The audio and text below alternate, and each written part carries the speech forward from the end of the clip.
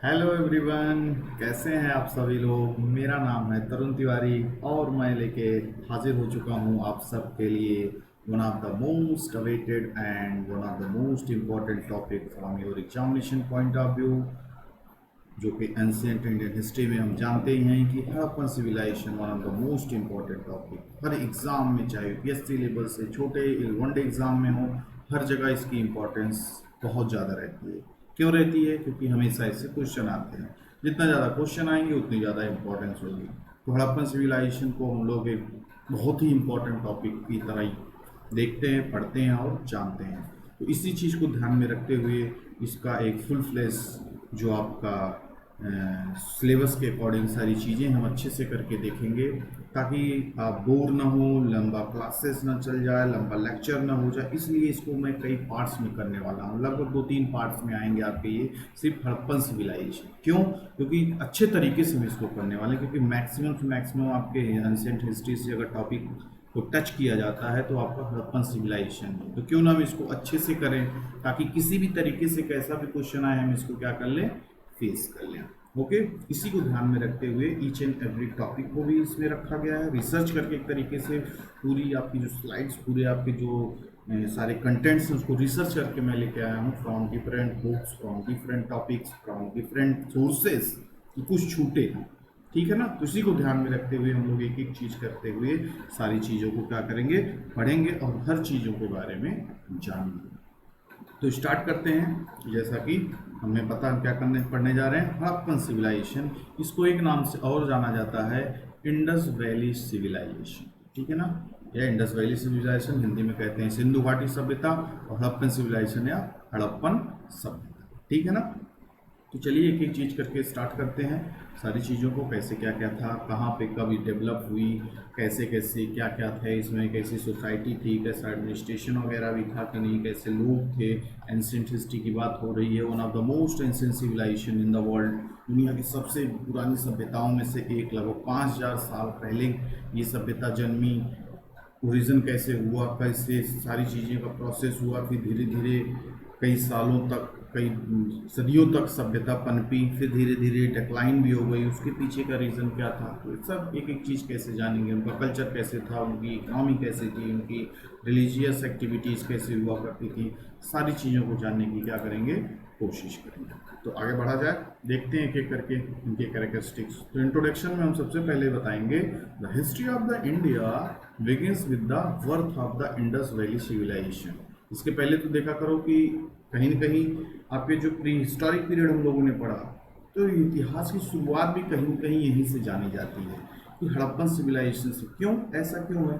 उसके इसके पहले की भी सारी चीज़ों को तो हमें एविडेंस, सारी चीज़ें पता ही थी, लेकिन होता नहीं है कि एक्चुअल इन्फॉर्मेशन जो हमारे पास थी, एक्चुअल चीज़ें जो हमारे पास थी, कार्बन डेटिंग के थ्रू जो हमने जानकारी ली, जो हमारे पास और भी resources from literary, from archaeological sources, तो एक तरीके से आपकी एक अथेंटिक सोर्सेज जो मेनली माने जाते हैं, तो आपका यही माना जाता है कि हिस्ट्री की शुरुआत ही यहीं से हुई। यहीं से माना ही जाता है कि आपका क्या है, history of India begins with the birth of Indus valley civilisation, is also known as Harappan civilisation.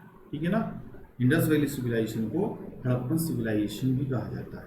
और सबसे बड़ी बात, आप लोग कुछ ना कुछ तो पढ़े ही होंगे, जानते होंगे, अक्सर सुनते होंगे कि हड़प्पन सिविलाइजेशन ही सबसे पहले कहा जाता है, ना कि इंडस वैली सिविलाइजेशन। या जो मेनली नाम है, ऑफिशियल नेम है, तो दोनों को यूज़ किया जाता है। आईवीसी भी लोग कहते हैं, हड़प्पन भी कहते हैं, लेकिन हड़प्पा सिविलाइजेशन के नाम से क्यों जाना जाता है? जबकि आप सारी चीज़ों का जब अध्ययन करेंगे, कि एक चीज़ देखेंगे, जो जो सारी चीज़ें मिली हमें from different sources, from different sites, अलग अलग चीज़ें एक्सकवेट हुई, खोजी गई, तो मेन जो चीज़ें थी, बड़ी बड़ी जो चीज़ें, इंपॉर्टेंट चीज़ें, वो एक जगह से मिली, मोहनजोदाड़ो। एक जगह इसमें नाम नाम पड़ेगा, मोहनजोदाड़ो। तो मोहनजोदाड़ो में सारी आपकी इंपॉर्टेंट चीज़ें मिली, फिर भी हड़प्पा का नाम दिया जाता है। सिविलाइजेशन हड़प्पा के नाम से है, और जबकि सारी जो आपके क्रेडिट अगर जाना चाहिए तो मोहनजोदाड़ो को जाना चाहिए। सारे बड़े बड़े चीज़, सामान, एविडेंसेस सब हड़प्पा की जितनी भी सारी चीज़ें थी आपकी मोहनजोदाड़ो नामक जगह से मिली सिविलाइजेशन में, लेकिन नाम इसका हड़प्पा लिया जाता है। ऐसा क्यों? ऐसा इसलिए है कि जब सबसे पहले एग्जीबिशन स्टार्ट हुआ था, जो सबसे पहले आपका खुदाई जहाँ पे स्टार्ट, जहाँ पे आपके एविडेंस मिले, वो कहाँ पे मिले? हड़प्पा नामक स्थान पे मिले। तो इसलिए इसका नाम दे दिया गया Harappa civilisation. That is the main reason. ठीक है ना। सबसे पहले जो सबूत मिले, सबसे पहले जो इस सिविलाइजेशन से रिलेटेड सबूत मिले, वो कहाँ पे मिले? हड़प्पा में मिले। इसलिए उसके नाम आपका क्या दिया जाता? हड़प्पा सिविलाइजेशन। ठीक है ना। तो सारी चीज़ें चलिए देखते हैं। तो यहाँ पे पता चल गया हमें आईबीसी, जो कि also known as Harappa civilisation, it is flourished around 2500 BC. मतलब जब ये अपने चरम सीमा पे था, तो ये कब था? आपके 2500 बीसी के आसपास, in the western part of South Asia. South Asia का जो वेस्टर्न पार्ट है, in contemporary Pakistan and western India. जो हमारा वेस्टर्न इंडिया का पार्ट है, वहाँ पे आपका वेस्टर्न इंडिया वाले लोकेशन पे, बाकी आपका ये पाकिस्तान, जो आज का पूरा पाकिस्तान वाला, वहीं पे आपका हड़प्पा है, मोहनजोदाड़ो हैं। फिर आपके इंडिया, वेस्टर्न इंडिया में कई सारी लोकेशन है। एक एक करके सारी चीज़ों को देखेंगे, सभी कैरेक्टरिस्टिक्स जानेंगे। ओके। तो क्या कह रहा है location? Western part of South Asia and यहाँ पे पाकिस्तान वाला रीजन और वेस्टर्न इंडिया हम लोग का reason. The Indus Valley was home to the largest of the four ancient urban civilization of Egypt, Mesopotamia, India and China. At that time, total चार civilisation थी India के साथ साथ कंटेम्प्रेरी सिविलाइजेशन। आपके exam में भी पूछेगा, out of which was the contemporary civilisation of the Indus valley civilisation. उसके साथ साथ और कहाँ पे कौन कौन सी सभ्यताएं चल रही थी, फ्लरिश कर रही थी। तो आप बताओगे, उसमें से आपको चार ऑप्शन दे देगा, चार कंट्रीज का नाम है, चार सिविलाइजेशन का नाम, उसमें से आपको एक एलिमिनेट करना पड़ेगा। तो इन चारों का नाम याद रखना बहुत जरूरी। इजिप्ट, मेसोपोटामिया, इंडिया तुम्हारा था ही, यहाँ पे आईबीसी चल रहा था, हड़प्पन कल्चर, और एक है चाइना। आपका यहाँ पे देखिए, तो लोकेशन में देखिए, यहाँ पे देखिए इंडस वैली सिविलाइजेशन यहाँ पे है। फिर ये चाइना, आपका चाइना की तरफ, ये मेसोपोटामिया आज का समय का जो आपको ईरान इराक वाला जो रीजन दिखाई देता है, ये आपका है। फिर आपका है इजिप्ट, जिसको हम लोग मिस्र कहते हैं। तो चार सिविलाइजेशन कंटेम्पररी थी, मतलब सबका जो वो था, टाइम पीरियड था, लगभग एक ही समय। ठीक है ना। तो ये सारी चीज़ें एक साथ हो रही थी, सबके बीच का अपना देखेंगे, इनके बीच का लिंक भी रहता है, ट्रेडिंग एक्टिविटीज़ होना, और भी सारे ट्रेड, सारे मतलब होता नहीं है कि एक एक सिविलाइजेशन या एक कंट्री से, आज के समय में भी एक कंट्री अपने ऊपर पूरी तरीके से आपके इंडिपेंडेंट नहीं रह सकती, सब कुछ उनके यहाँ हो। उस समय भी तो सारी चीज़ें हुआ करती थी, प्रोडक्शन होता था, ट्रेड, एक्सपोर्ट इम्पोर्ट सारी चीज़ें हुआ करती थी। वैसा तो नहीं तो सब पूरी तरीके से इंडिपेंडेंट रहे हों आज की तरह भी। आज भी देखो दुनिया में सारे देश इंडिपेंडेंट नहीं है। हर एक कंट्री से एक दूसरे को क्या करना पड़ता है, किसी न किसी चीज़ का आदान प्रदान, एक्सपोर्ट इम्पोर्ट सारी चीज़ें करनी पड़ती है। तो यहाँ सब भी वही हाल था, यहाँ सब भी एक दूसरे से क्या करते थे, एक्सपोर्ट इम्पोर्ट, सामान का लेना देना, सारी चीज़ें चल रही थी। तो ये आपकी लोकेशन है, ठीक है ना। चलिए देखते हैं फिर आगे क्या कह रहा है। इन 1920 की बात है, archaeological department of India carried out exhibition in the Indus valley where the ruins of the two old cities, क्या क्या थी वो, Mohenjo-daro and Harappa, were unearth. ठीक है ना। आपकी 1920 में जो आर्कियोलॉजिकल डिपार्टमेंट ऑफ इंडिया था, वो वहाँ पे एग्जीबिशन करके पता लगाया कि दो पुरानी सभ्यताएं हुआ करती थी यहाँ पे। जब सारी चीज़ों का पता लगा कार्बन डेटिंग के थ्रू, और उनका था क्या था, दो जगह थे, मोहनजोदाड़ो एंड हड़प्पा। 1924 की बात है, जब जॉन मार्शल जो डायरेक्टर जनरल हुआ करते थे एएसआई के, आर्कियोलॉजिकल सर्वे ऑफ इंडिया के, उन्होंने अनाउंस किया अनाउंस करने के बाद बोला, the discovery of a new civilisation in the Indus valley to the world. भाई आप कई तरीके से क्या कहते हैं, ऑफिशियली उन्होंने दुनिया को बताया कि भाई एक सिविलाइजेशन के बारे में पता लगा है। तो 2-3 साल देखिए, 1920 से आपकी खुदाई वगैरह स्टार्ट हुई इससे, तो फिर 2-3 साल बाद पूरा रिसर्च करके, पेपर वर्क तैयार करके, फिर दुनिया के सामने उन्होंने फिर बताया, इंट्रोड्यूस किया कि एक तरीके से दो सिविलाइजेशन थी, एक सिविलाइजेशन थी, दो मेन जगह थे उसमें, मोहनजोदाड़ो एंड हड़प्पा। ठीक, तब पूरी दुनिया को पता चला, तो सबको पता चला, हम लोग को तो पता ही चलेगा, बिना पढ़े जाने काम ही नहीं चलेगा। तो ये हमने क्या बताया आपको, लोकेशन बता दिया, इसकी भी लोकेशन भी बताएंगे आगे बढ़ के, सारी चीज़ें कहाँ कहाँ पे, किस किस नदियों के किनारे सारी चीज़ें डेवलप हुई, क्या क्या कैसे, जियोग्राफिकल फैक्ट्स क्या क्या थे, कहाँ कहाँ पे लोकेशन, सेटलमेंट, सारी चीज़ें हुई, वो एक एक हम लोग देखते हैं। तो जियोग्राफिकल फैक्ट में देखेंगे, following are the important geographical facts, जो कि कहाँ कहाँ पे कैसे कैसे डिस्ट्रीब्यूट थे, ये सब देखेंगे। तो टोटली यहाँ पे कहा जा रहा है कि 1400 settlements of this civilization discovered so far as the distributed over a very wide geographical area covering almost 1600 kilometre, यानी 1400 सेटलमेंट्स, मतलब 1400 साइट्स के तरीके से पूरा सेटलमेंट एरिया थे सारी चीज़ें, जिसमें से पूरा से पूरा फैले हुए थे कितने एरिया में, 1600 किलोमीटर, अगर 1600 किलोमीटर पूरा फैले थे from east to west and 1400 kilometre from north to south, यानी ईस्ट टू वेस्ट कितने किलोमीटर में थे, 1600, साउथ और नॉर्थ के बेस में कितने थे, 1400 किलोमीटर।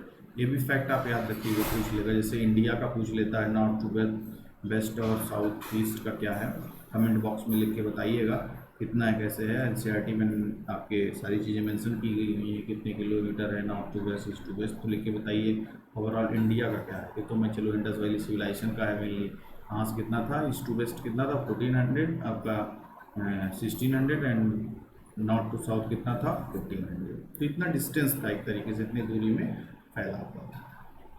फिर कहाँ से कहाँ तक ईस्ट टू वेस्ट का क्या कहते हैं, जैसे पूछता नहीं है कि नदर मोस्ट साइड्स या ईस्टर्न मोस्ट साइड्स क्या होती हैं, कैसे क्या होती हैं, ये सब भी आपके एग्जाम में पूछा जाता है।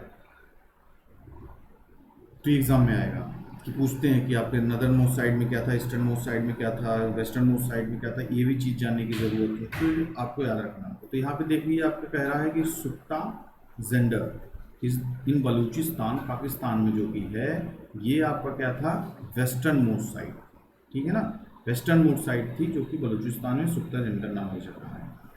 फिर आपके ईस्ट में क्या था, आलमगीरपुर, जो कि यूपी में है, आपके मेरठ डिस्ट्रिक्ट में, ठीक है ना, यह ध्यान में रखिएगा।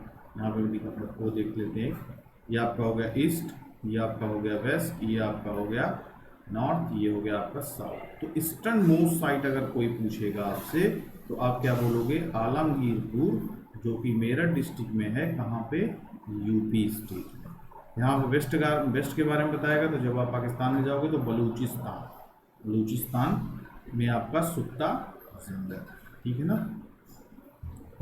फिर उसके बाद आपका, हमने तो वेस्ट और ईस्ट को देख लिया, अब नॉर्थ का देखेंगे और साउथ का देखेंगे। तो साउथ में जो है आपका महाराष्ट्र डिस्ट्रिक्ट में स्थित है, उस जगह का नाम है, यहाँ पे देखिए लिखा हुआ है दैमाबाद, ठीक है ना, दैमाबाद इन महाराष्ट्र डिस्ट्रिक्ट। और यहाँ पे आपका मांडा है, मांडा कहाँ पे है, अखनूर डिस्ट्रिक्ट में है, जो कि जम्मू कश्मीर। ध्यान में रखिए कि इन चारों का पूछ लेते हैं, वनडे भी पूछ लेंगे, आपके यूपीएससी में पूछ लेंगे, तो ईस्टर्न, वेस्टर्न और सदर्न। तो आपका साउथ का क्या होगा, दैमाबाद, ईस्ट का नॉर्थ का मांडा, ईस्ट का आलमगीरपुर एंड देन वेस्ट का आपका क्या हो गया, सुट्टा जेंडर। ये चीज़ पता चल गई। चलिए आगे बढ़ते हैं। तो ये लोकेशन आपके लिए बहुत इंपॉर्टेंट, देखिए अभी बात हो रही थी, तो दैमाबाद हमारा क्या है, ये महाराष्ट्र है, इसका मतलब है सदर्न का मोस्ट आपका सदर्न पॉइंट है, जो कि महाराष्ट्र में है। यहाँ पे देखिए आलमगीरपुर आपको दिख रहा है, आलमगीरपुर सबसे आपका यहाँ पे है, ईस्ट में दे रहा है।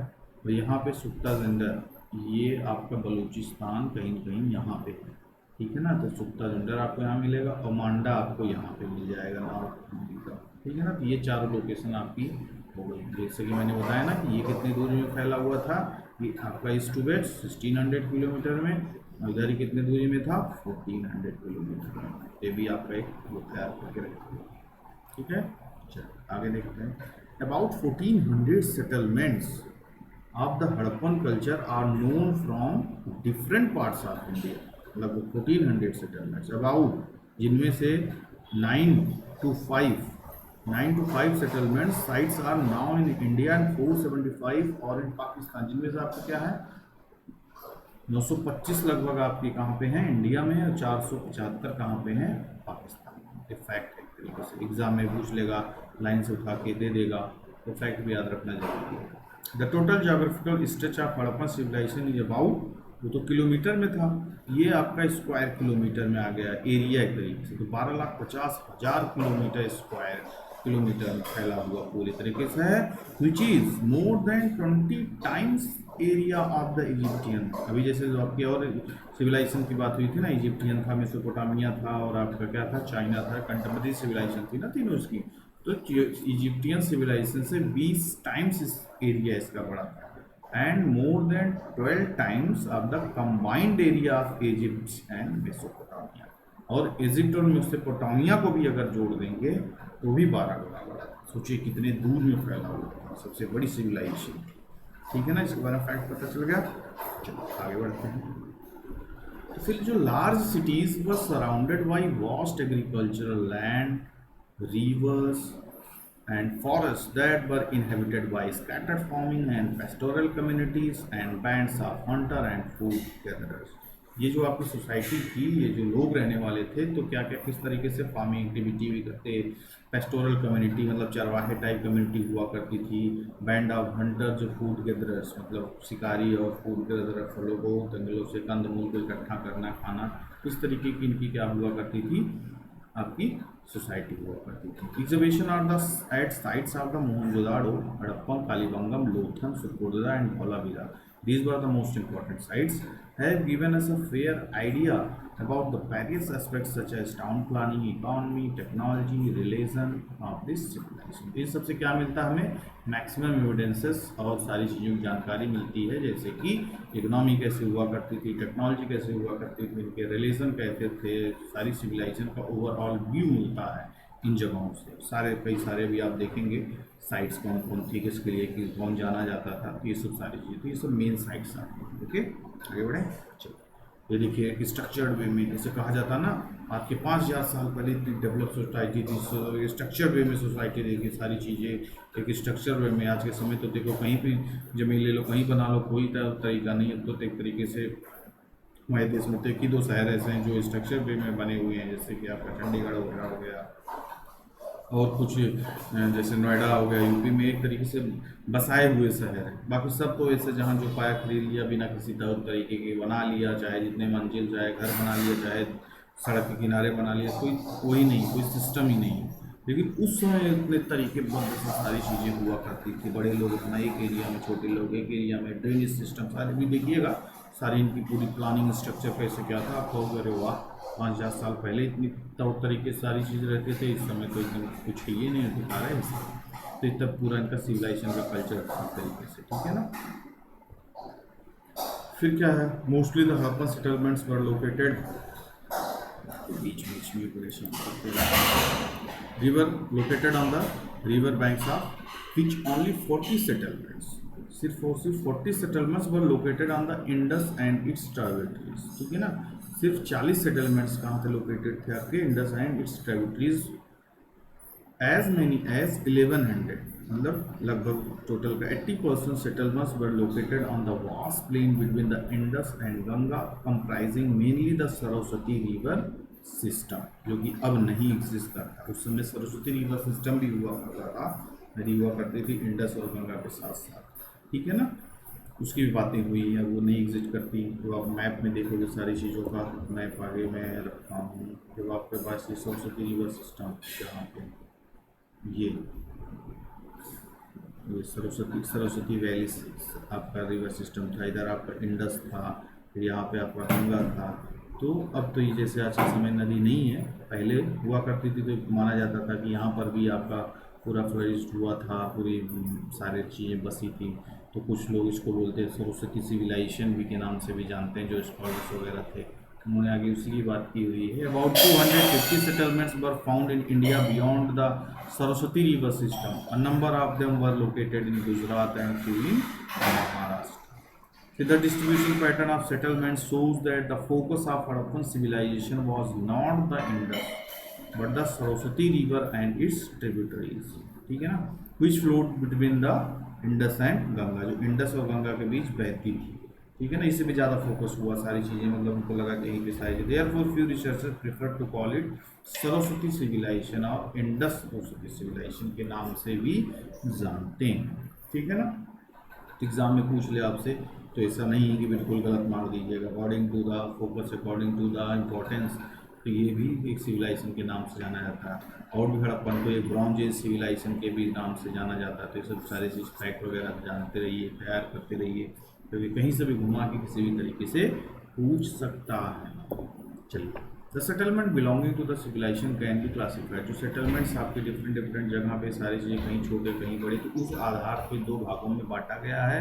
पहला क्या है, small village, and second one is larger town and small cities. तो जो बड़े छोटे विलेजेस हुआ करते थे वो लगभग आपके 10 हेक्टेयर्स के हुआ करते थे। छोटे छोटे सेटलमेंट्स हुआ करते थे, छोटे गाँव की तरह। एक गाँव है जैसे 40-50-60 घर हो गया, तो इसी तरीके से 10 हेक्टेयर्स में रहते थे। और जो बड़े टाउन्स और स्मॉल सिटीज़ हुआ करती थी उनकी क्या थी, आपकी नंबर 10 से 50 हेक्टेयर के बीच। थोड़ा बड़े गांव रहते होंगे, 150 घर मिलके टाउन्स भी उसमें छोटे शहर के रूप में हुआ करता रहा होगा। तो ये सब सारी चीज़ें थी। तो और लार्ज सिटीज़ थी, ये तो इस लार्ज टाउन हो गया। अभी लार्ज सिटीज़ कुछ थी, जैसे कि मोहनजोदाड़ो हो गया, हड़प्पान, ये क्या गनारवाइला, राखीगढ़ी, कालीबंगम एंड धौलावीरा। तो सबसे बड़ा देखिए मोहनजोदाड़ो हमारा लगभग मोर देन 250 हेक्टेयर। सोचो आज के समय का एक डिस्ट्रिक्ट वगैरह जितने बड़े होते हैं उतने बड़े, हड़प्पा भी उससे कम नहीं। फिर आपका भी 80 हैं, कालीबंगम और अपना धौलावीरा भी कम नहीं था। तो इस तरीके से बड़े बड़े डिस्ट्रिक्ट की तरह बड़े बड़े सेटलमेंट्स थे जहाँ पे सारी चीज़ें मिली। यहाँ पे तो एक कल्चर ही पूरा डेवलप हुआ था, ठीक है ना। तो ये सब चीज़ें थी। आगे देखते हैं हम लोग इम्पोर्टेंट साइट्स ऑफ आईबीसी, यानी इंडस वैली सिविलाइजेशन या हड़प्पन सिविलाइजेशन की क्या थी इम्पोर्टेंट, क्या देखेंगे हम लोग, साइट्स कहाँ कहाँ पे कौन कौन सी चीज़ें मिली, किसके द्वारा खुदाई हुई वहाँ पे, लोकेशन क्या क्या था, और आपका इम्पोर्टेंट फाइंडिंग्स, यानी वहाँ से कौन कौन सी चीज़ें मिली हैं, ठीक है ना। तो पहली साइट जो आपकी एंशिएंट मोस्ट है ही है आपकी, सबसे पहले जहाँ पे खुदाई हुई, सबसे पहले जहाँ पे एविडेंस मिला, तो कौन सी जगह थी, हड़प्पन सिविलाइजेशन। या हड़प्पन सिविलाइजेशन की जो पहला जगह का नाम क्या था, हड़प्पा। तो ये किसके द्वारा इसका एग्जीबिटेड किया गया, दयाराम साहनी 1921 में। ध्यान रखिएगा, अक्सर पूछा जाता है, हर एग्ज़ाम में पूछा जाता है, हर एग्ज़ाम का नहीं कह सकते, लेकिन मोस्टली ऑफ द एग्ज़ाम में पूछा जाता है Harappan sites exhibited by who. फिर R D Banerjee, Dayaram Sahni, J P Joshi, R K Bisht, ऐसे कई सारे नाम से दिए, तो याद रखिए हड़प्पा सिविलाइजेशन, हड़प्पा जगह कहाँ किसके द्वारा किया गया, दयाराम साहनी 1921। कहाँ पे स्थित है, situated on the bank of river Ravi in Montgomery district of Punjab, ठीक है, पंजाब जो कि पाकिस्तान का पंजाब है, ठीक है ना। यहाँ पर हुआ है, ये भी किस नदी के किनारे, ये भी ध्यान में रखिएगा। तो आपका हड़प्पा जो है रावी नदी किनारे है, मोहनजोदाड़ो कहाँ पे है, इंडस। अब इसके में आते हैं, पहले इसका देख लेते हैं। तो यहाँ पे इंपॉर्टेंट फाइंडिंग क्या हो गई, sandstone statue of human anatomy, granaries and bullock carts, ये सब सारी चीज़ें यहाँ पे मिली थी, ठीक है ना। फिर हमारा आता मोहनजोदाड़ो, जो कि मोहनजोदाड़ो का मतलब होता है माउंट ऑफ डेड, ठीक है ना, टीला, मरे हुए लोगों को टीला, माउंट ऑफ डेड।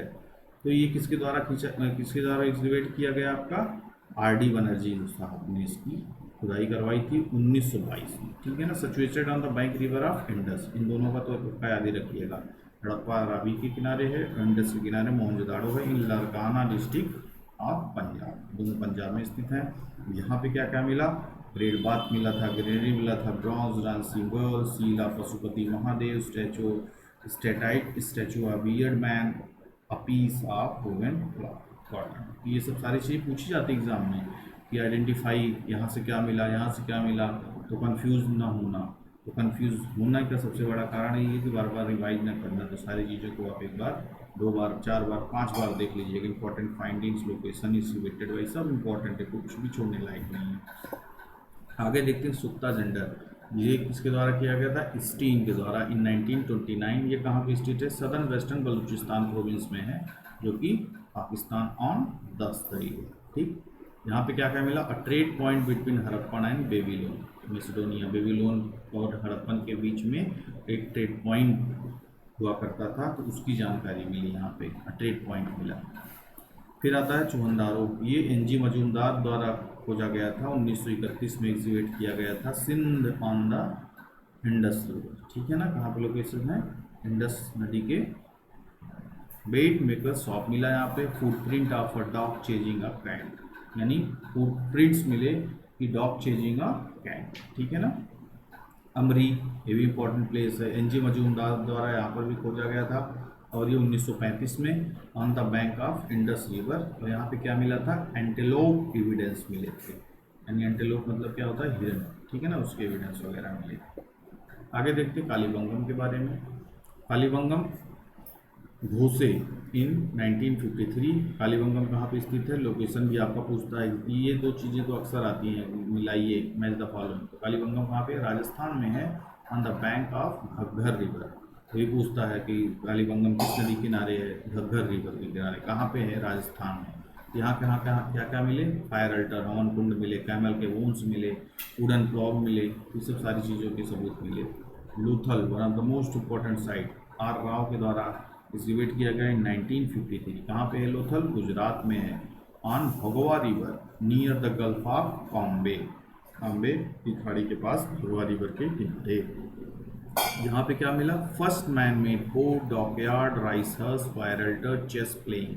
तो दीज आर द फाइंडिंग्स, ठीक है ना। डॉकयार्ड ये मोस्ट इंपॉर्टेंट है, डॉकयार्ड के बारे में पूछा, कहाँ कहाँ पे आपका मिला था, तो क्या बताओगे, लोथल में। राइस हस्क भी, जो कि आपके भूसी, धान की भूसी से पता चला कि चावल वगैरह वो यूज करते थे। फायर अल्टर्स, पूजा पाठ करते, स्पाइसेस करते थे, ये सब सारी चीज़ें यहाँ मिली। फिर आता सुरकोदड़ा, जो कि जेपी जोशी द्वारा आपका खोजा गया था इन 1964। ये कहाँ पे है, गुजरात में है। यहाँ पे क्या मेरा, हड्डियाँ मिली किसकी, घोड़ों की, horses, bone of horses and beads मिले, ठीक है ना। इसलिए सुरकोदड़ा थोड़ा इंपॉर्टेंट भी है, बोन्स ऑफ हॉर्सेस मिले थे। फिर आगे देखते हैं बनावली। बनावली किसके द्वारा खोजा गया, R Bisht in 1974, Hisar district of Haryana. तो बनावली कहाँ पे, हरियाणा में है। यहाँ पे क्या क्या मिले, बीड्स मिले, बार्ले मिले, evidence of both pre Harappan and Harappan culture, इसके सारे एविडेंसेस मिले।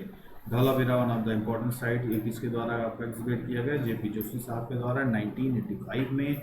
ये कहाँ पे धौलावीरा स्थित है, धौलावीरा कहाँ स्थित है, गुजरात, इन रण ऑफ कच्छ में स्थित है। यहाँ पे क्या मिला, water harvesting system and water reservoir. तो आज का जो हमारा पार्ट 1 का पोर्शन था यही था। फिर आगे हम एक सारी चीज़ों को लेके आएंगे, क्या क्या हम देखेंगे, फेजेस ऑफ द क्या कहते हैं, Harappan civilisation, phase 1 mature period, early mature period, after mature period कैसे कैसे था, कैसे टाउन प्लानिंग हुआ करती थी, रिलीजन एक्टिविटी, और आपका क्राफ्ट, ट्रेड, सारी इकोनॉमी, कल्चर, सब कुछ देखने वाले हैं कि करके अपने आगे आने वाले टॉपिक्स में। तब तक इन सब सारी चीज़ों को अच्छे तरीके से क्या करने वाले हैं आप लोग, रिवाइज कीजिएगा, ठीक है, ताकि अच्छे तरीके से आपका डाउट्स, आपके सारे प्रॉब्लम्स, सारे आपकी जो है उसके बेस क्यूरियोसिटी, सारी चीज़ें क्लियर हो जाए। ओके, तब तक के लिए all the best, bye bye, take care to all of you, good luck.